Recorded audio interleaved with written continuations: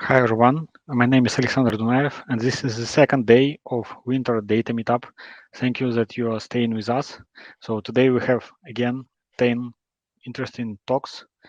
And I want to introduce the first speaker is Mikhail, who will share an interesting story of uh, applying machine learning and text labeling for solving a real problem. Yeah, Mikhail, please. Mm, well, I hope you can see my screen well. Yeah. So hi everyone. Thank you all for coming here today. First of all, let me shortly introduce myself. I'm Mikhail Bulgakov. I've been working for EPAM as a data scientist for 1.5 years and have about 3 years data science projects experience in total. I've participated in several projects of different machine learning and business domains. And basically, I'm interested in NLP tasks, but I have also had some projects behind about classical machine learning and computer vision. Um, yeah. So my presentation focuses on the project we recently developed. It's about how we created a named entity recognition model to extract entities from email messages. Uh, and I hope it's gonna be interesting for you to listen it. Maybe you can find something useful here for your project or activities. So let's get started by considering the problem. We had a following business request. There is a support portal where one can initiate request creation by filling out special request form. You can see it at the slide. This is the most preferable way to ask support team to get any help, but But there is one less preferable but very often used way to make a request, sending email messages. And the problem is someone from support team always needs to take the message, read it, and after that fill out the form. According to the statistics, there are up to 20% of 45,000 requests received by emails every month. So you can imagine how time and resource consuming this procedure is. About 7,000 email messages to process manually every month. So the main purpose of the project was to eliminate this gap by building the model to automatically detect necessary entities and reduce time that support team spends for this process. So let's begin with considering main features of the data we had and the task in general. First is variety of data we had. We had a lot of categories of possible emails and a lot of different entities in each category. Sometimes entities are typical for categories, sometimes intersecting over some of them. You can see examples here on the slide, messages from two different categories. Project management category has specific entities like project ID and project role, blue and light green colors here. But for hardware issues categories, there are different unique entities, resource, yellow color, and issue, dark green. Uh, these categories don't intersect between categories, uh, but we also have name and entities, name and entity and action entity, sorry, uh, corresponding red and purple bounding boxes that are common to these two categories. Actually, to all categories we have, but however, it's just an example, and the set of possible entities and categories is much wider than at this example. So next feature of data we had is that our emails often contain large number of replies. Look at the example. The main part of email is bolded here. So we need to figure out whether it's necessary to process whole message or not, because in the output can be too many extracted entities then. Uh, yeah, let's move on to the next point. Also, there may be several requests in one message. You can see at the example that there is one request to exclude someone and another one to include someone else. Honestly, it's one of the biggest problem we had because we figured it out slightly late and got some additional work in the final stage of the project. And the last feature, but also very important, we didn't have any labeled data in the beginning. And also we didn't have any labeling strategy provided by customer, so we had to come up with it ourselves. And finally, we didn't have much time to label data by hands because we were very limited in time. So this is it about task features. And next slides focuses on how we dealt with these challenges and what decisions we made to label data and train the model better. The variety of different categories and entities may lead to some problems. If we train one model for all categories and for all entities as well, we can face some difficulties with model quality. For example, it could be really unstable because of entities imbalance, and also it's hard to fine tune so general model, paying attention to every entity detection quality. So we decided here to split all categories into groups based on typical entities, and after that, train independent model for every group. This is a way to reduce entities imbalance influence and maximize model quality of working with specific entities. And every model is tailored to detect basic and specific entities. You can see it here at the picture on the slide. Every model is able to detect general entities like name, emails, action, and so on. And also detect entities that are typical only for this group. Finally, we bring all models outputs together and and do it at the post-processing stage. Next, our decision was to train model on messages including all replies.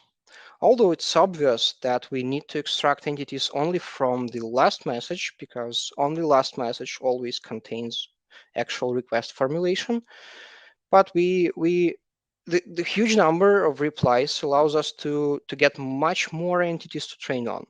So we decided to label whole messages and leave question about what entities to return for afterwards post-processing stage. But the most interesting decision we've made is about labeling process. In the standard process, we need to label all the data first, then train, fine-tune, and evaluate models. We didn't have an opportunity to go this way because it would take extremely much time to label all entities in every message.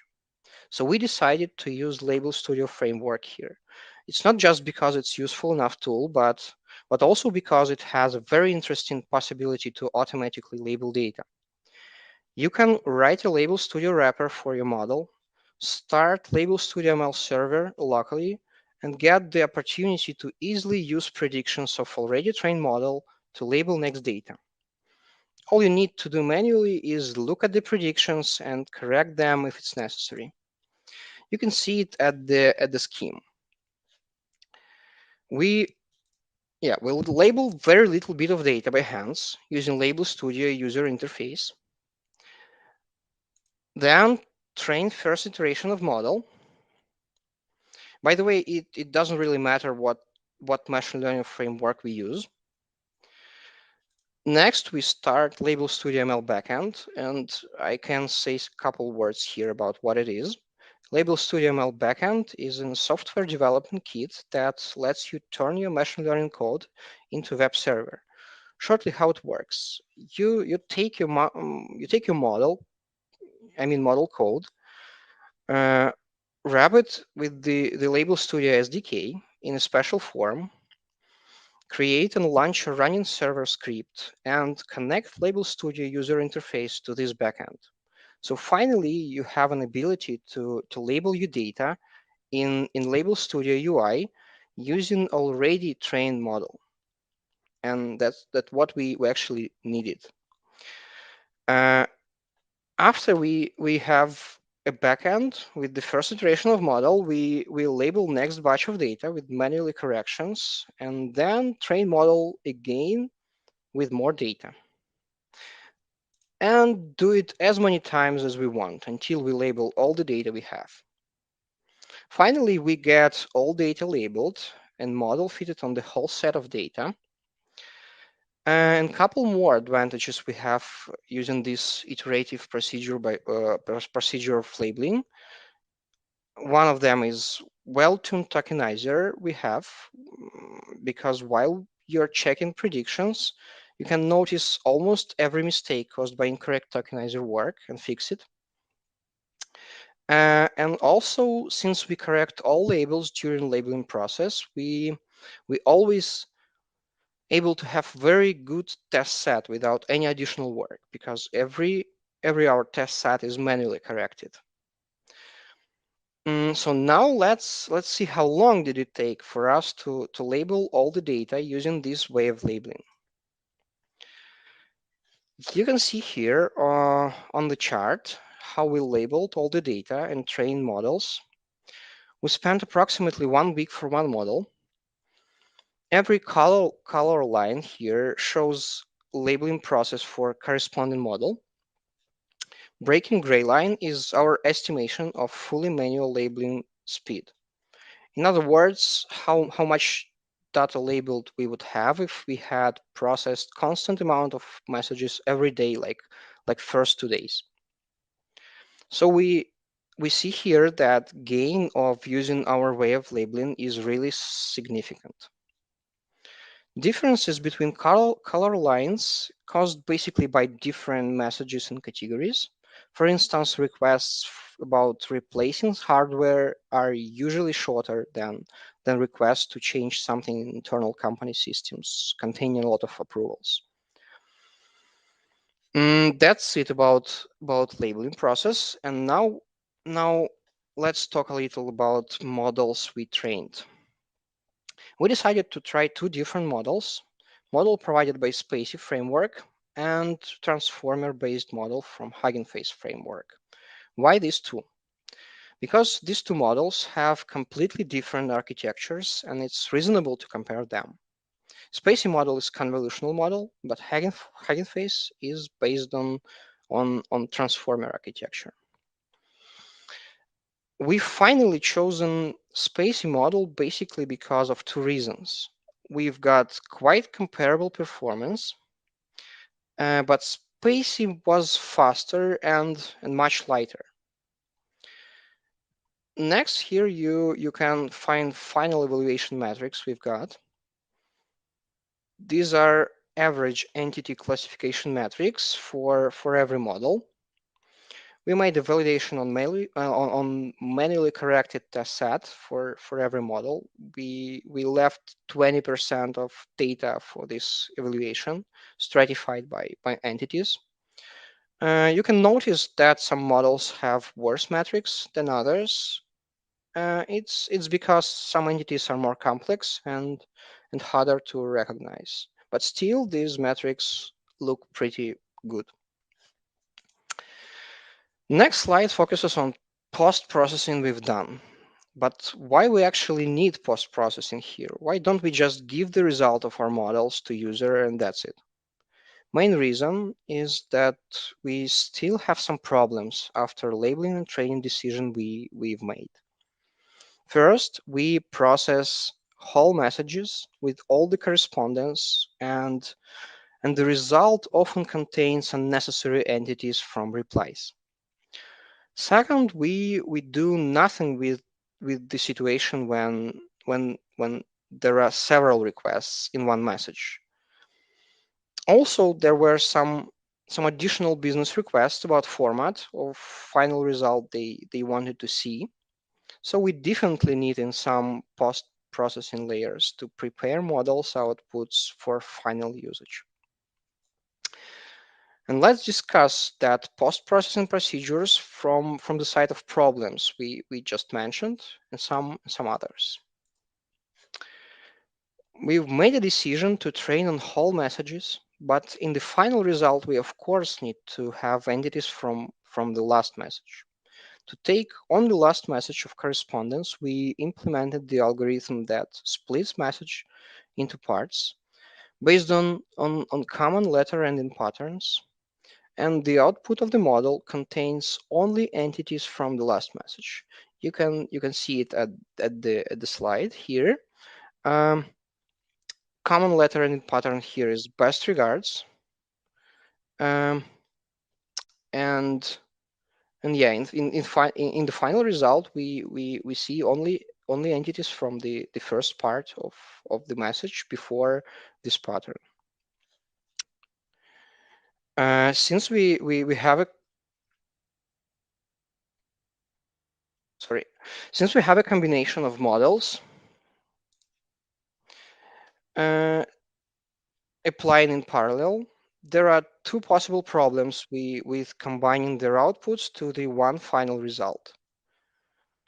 Uh, all models can extract some general entities, so there is a possibility to have conflicts between models in these entities.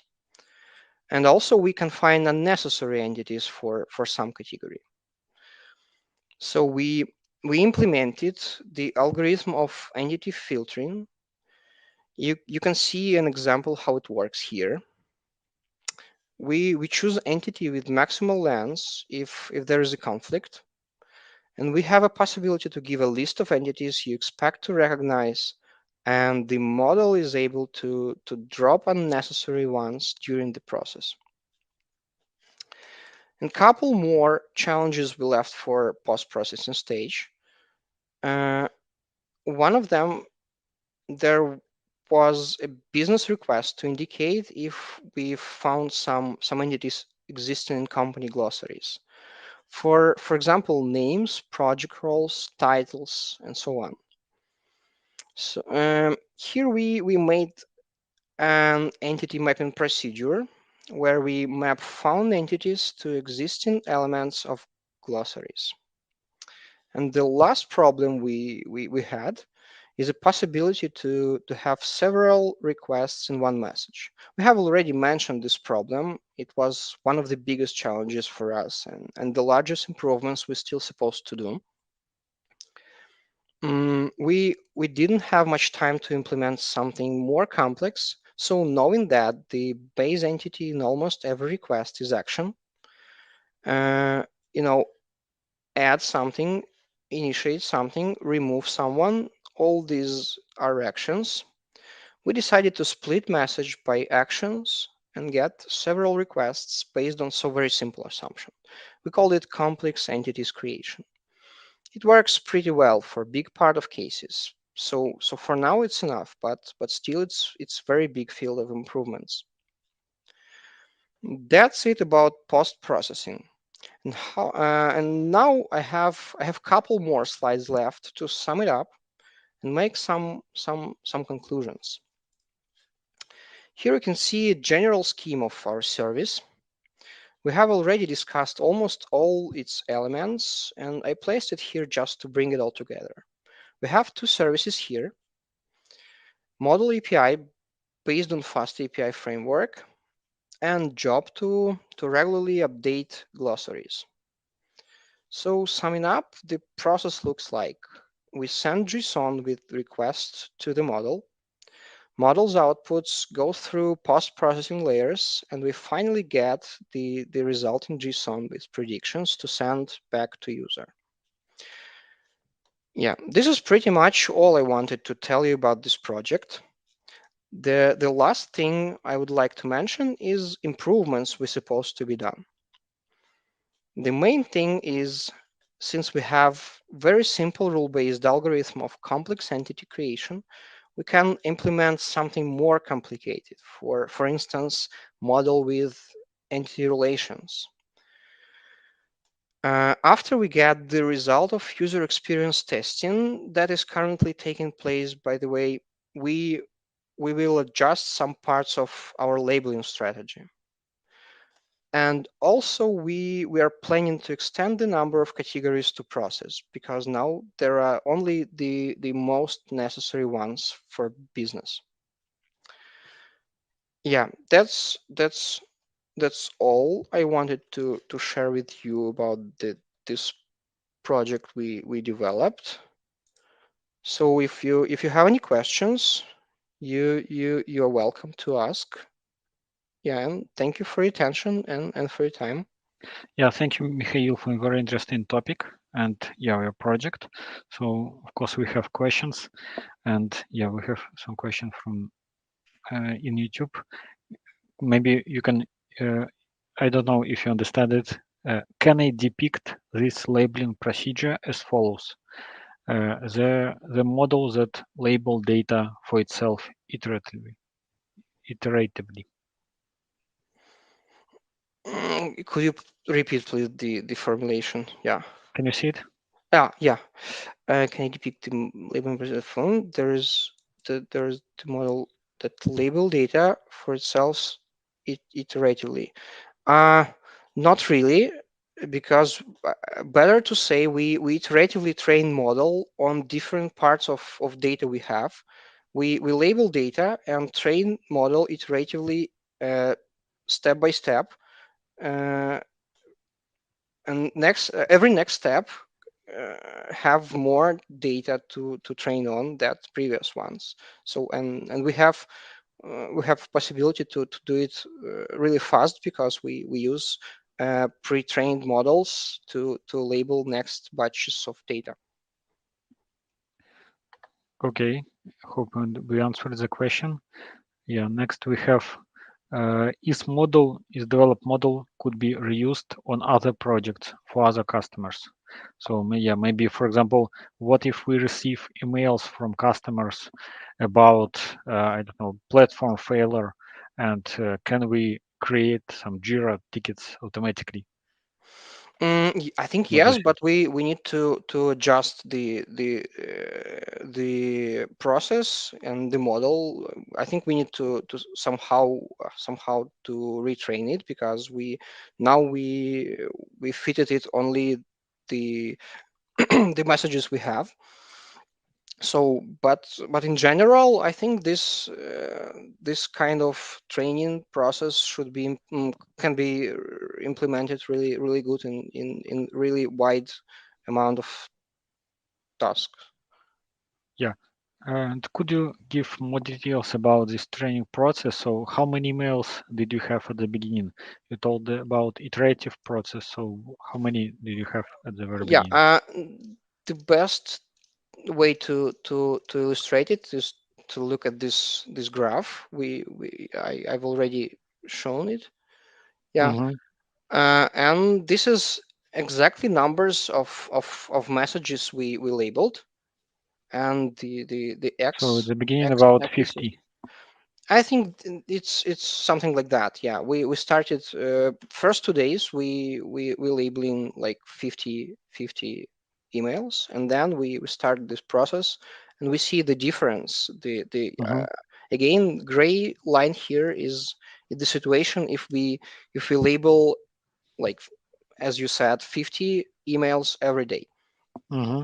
And how many people do you have for labeling? How Our how long team does it take? was like two data scientists, me and my colleague.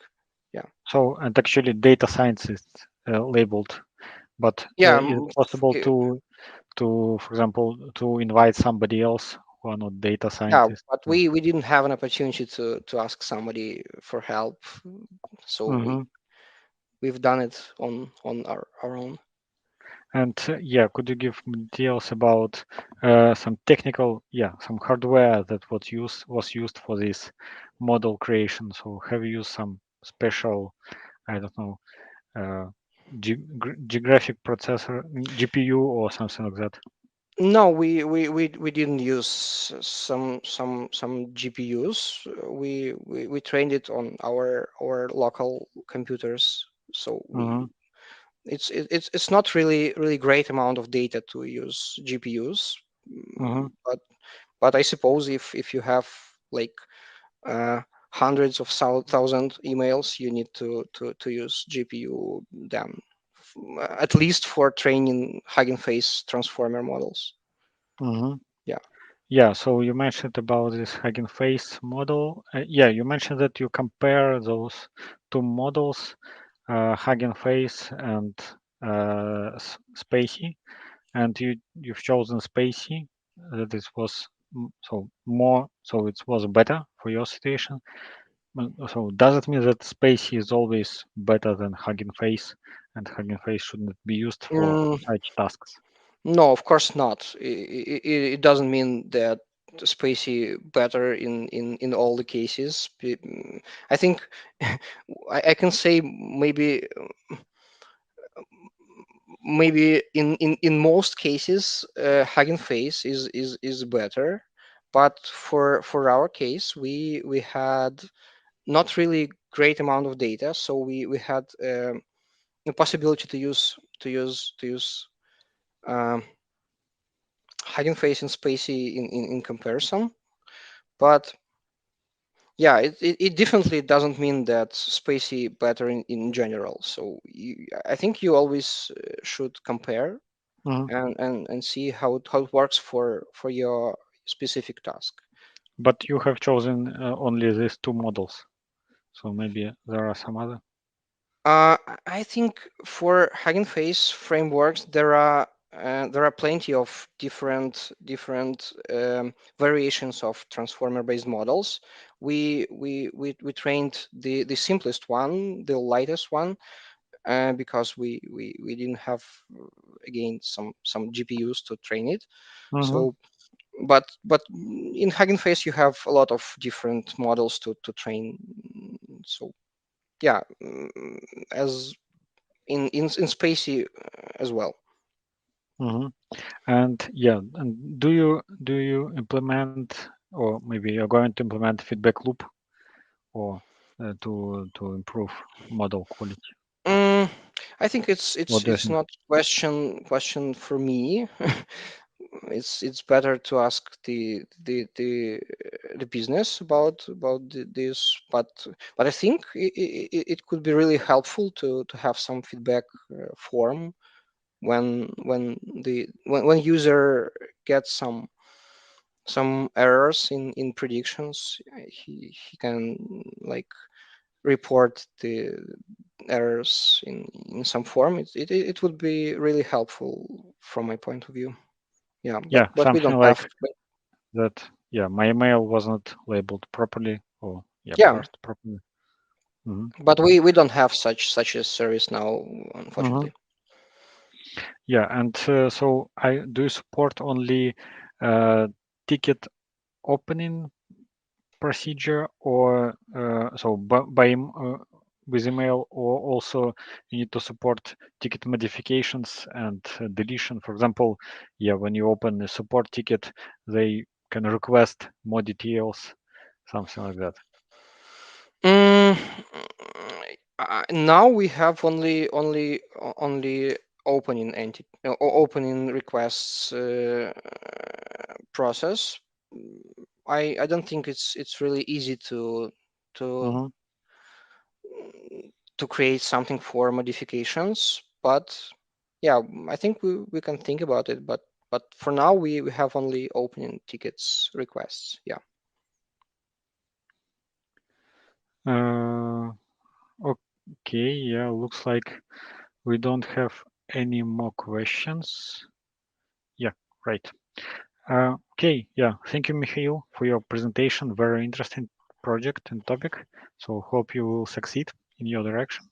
So yeah, and Mm. our next speaker uh, is our next speaker will share uh, all details about Snowflake. So please stay with us. Our next talk is in 15 minutes. Yeah, thank you, Mikhail, once again.